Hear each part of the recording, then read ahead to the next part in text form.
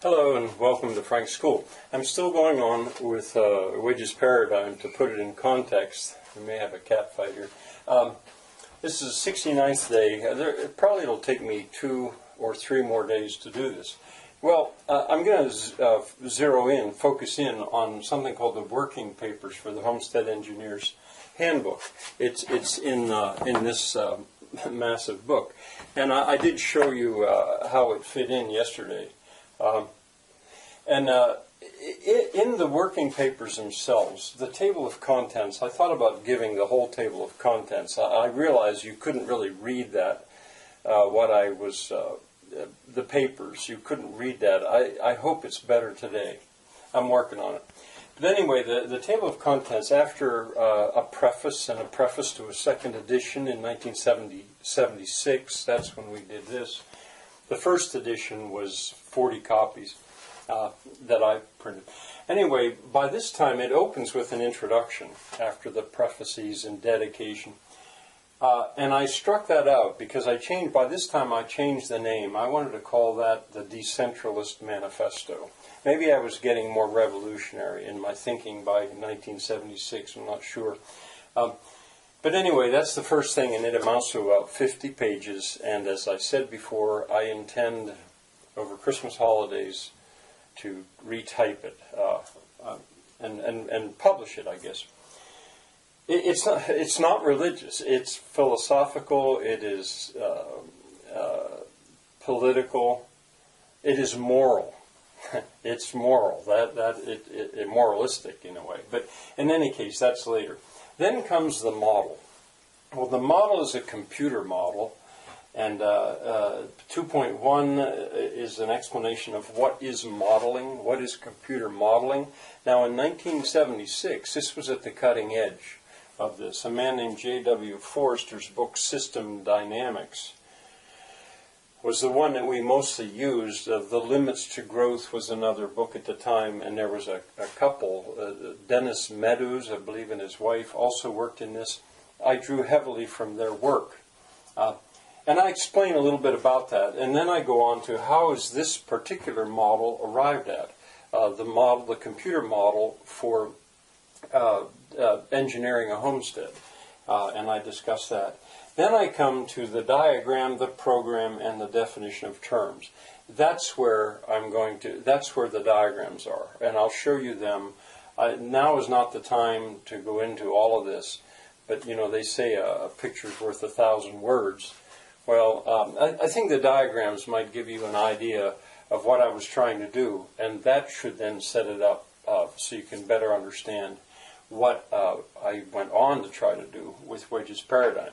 So once again, I'm going to go over to that desk, and I hope I film it a little better today. So I'm going on shortly. Well, I'll begin here. This is and you probably can't read this, but diagram, program, definition of terms. And I talk about Forrester some. Well, within his language, to understand these diagrams, you'd need to understand this. A rectangle means a level of something. This symbol is a valve. It's the control of how fast something flows. Flows are solid lines with arrows indicating the direction of the flow. A dashed line with an arrow indicates an information link. Constants are shown as a circle with a line drawn through it. And an auxiliary variable or multipliers, those are shown as circles. Now, sources or sinks that are outside of the system are shown as irregular cloud symbols. Now, I can't, I'm not even sure I understood this, but I can't teach it to you now. Okay, anyway, here is the first of the diagrams. Figure 1, energy flow on a homestead, first resolution. Well, it looks so complicated, but here is solar radiation, here is terrestrial radiation to space, coming out of the sky, going back off the Earth into space. The autotrophic community would be the plants. The heterotrophic community would be, where's that? There it is. Autotrophic. Oh, okay. No, these are information. They control. how fast things flow. Net photosynthesis. Now there's the various plants.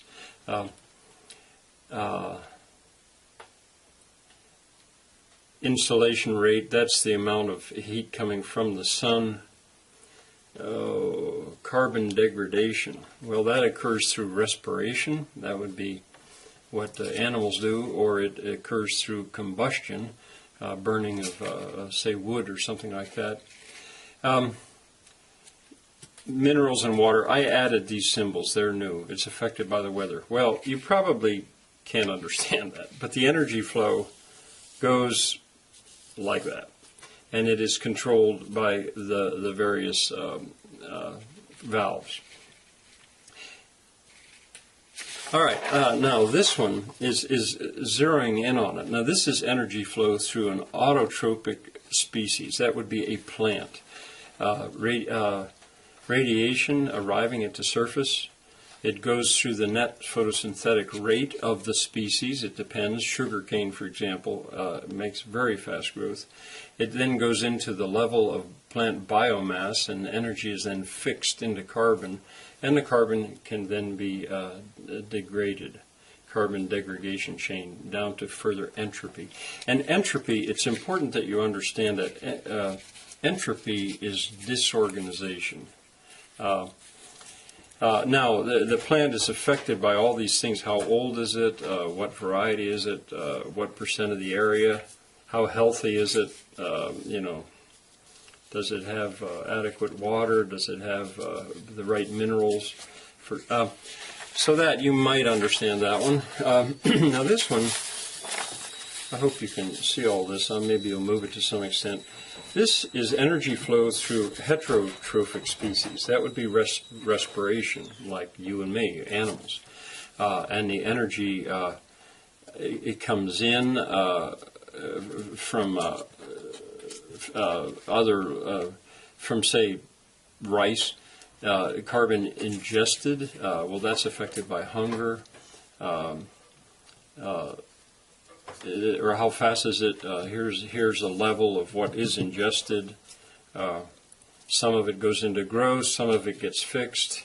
The rate of death, slaughter, decides about going on to other species. Respiration also produces heat. Human culture becomes a factor, and human activity. Now, see, these are all information factors. I'm not so eloquent on this as I once was. Here is energy in fixed combustion. Okay, this would be like burning firewood.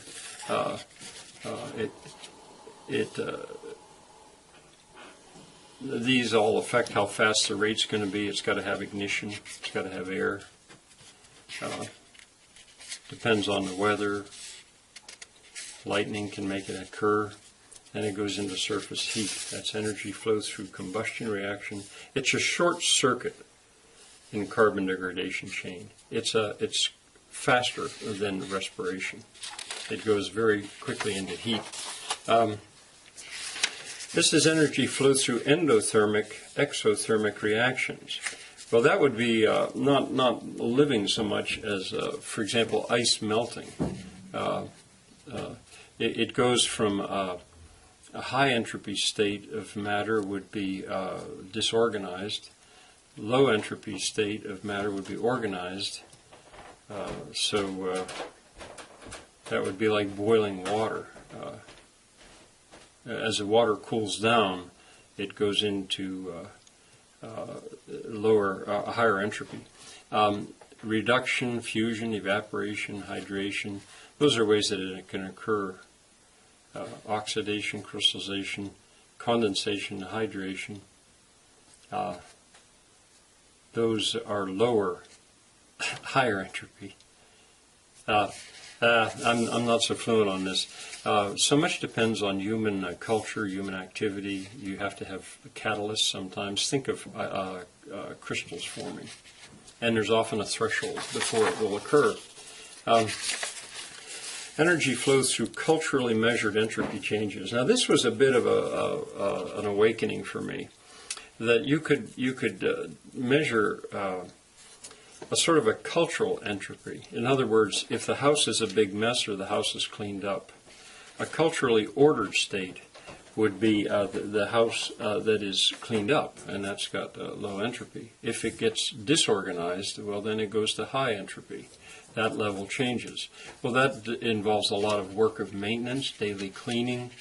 There's depreciation that occurs, and this is affected by the sum of homestead activities. The past affects competing cultures, like what one culture thinks is organized and another doesn't, what they want to build, and the genetic program of the species. I mean, as a bird builds a nest, by its genetic program that it brings from the past, it wants to make a nest, not just a bunch of straw or a stick.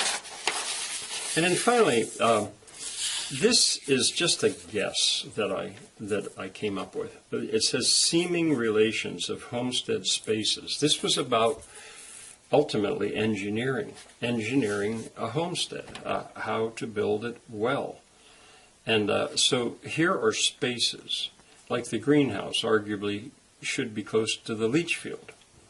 The methane generator should be potentially close to defecation. Sauna, if it's desired, in bathing. The well is so central. I seem to be forest lumber seasoning. I should also have wood seasoning here because I seem to have left out firewood in this diagram. But leather, cloth, fiber. This is just a guess. Out of the fields, you've got the fields, and then you've got a place to store your straw, your hay, your grain, a silo if you have that system, and they arguably should be near the livestock. You get into the home itself, the domestic stack. I define two stacks, manufacturing stack and domestic stack. The domestic stack, well, the oven and the stove, incineration, that can help to heat a home, bathing and laundry. I don't know if you can read this stuff or not, but I don't think it's going to be right for me to just read through everything. A kiln and a forge, a retort, a chemical laboratory, vats, for those, well, this was just a guess. It was really going to be the computer program that would actually ultimately define this, but I made this guess. All right, now I think for tomorrow I'm ready to show you what happened when I went into Wedge's paradigm. That's it for today.